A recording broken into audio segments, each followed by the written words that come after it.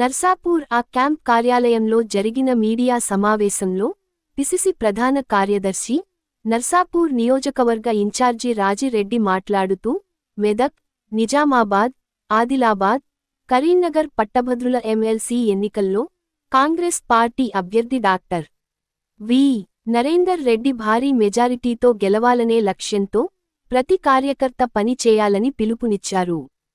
కాంగ్రెస్ ప్రభుత్వం 1 సంవత్సరంలో 56,000 మందికి ఉద్యోగాలు కల్పించిందని, పట్టభద్రులకు న్యాయం చేసే ఏకైక పార్టీ కాంగ్రెస్ అని, అభివృద్ధి, విద్యా రంగంలో అనుభవం ఉన్న నరేందర్ రెడ్డి గారికి మీ మొదటి ప్రాధాన్యత ఓటు వేసి గెలిపించండని కోరారు.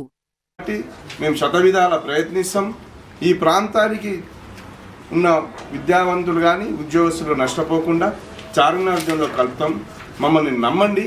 కాబట్టి ఇంతకుముందు అన్యాయం చేసిన వాళ్ళు, అన్యాయం చేసిన వాళ్ళు బలపరిచే అభ్యర్థులకు ఓటు వేయకుండా మీరు జాగ్రత్తలు తీసుకోవాల్సిందిగా నేను కోరుకుంటున్నాను. ఎందుకంటే ఏదో ఆవేశంలోనో ఏదో పార్టీ ప్రభావంలోనో మీరు ఓట్లు వేయకండి. నిలబడ్డ వ్యక్తి స్థిరత్వంగా ఉన్నాడా, మరి ఏ పార్టీల తలుపు తట్టి వచ్చిండు, మరి ఈరోజు వాళ్ళని బలపరుస్తున్న మనుషులు ఎవరు, ఇవన్నీ కూడా ప్రధానంగా మీరు ఆలోచన చేయాల్సిన ఆవశ్యకత ఉన్నది. కాబట్టి వచ్చిన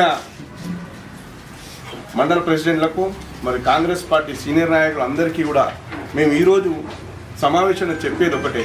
ఇంతకుముందు జిల్లా అధ్యక్షులు గారు చెప్పినట్టు ప్రతి 25 మందికి మరి ఒక ఇన్ఛార్జ్గా పెట్టి మరి ఎన్నికలకు పోబోతున్నాం.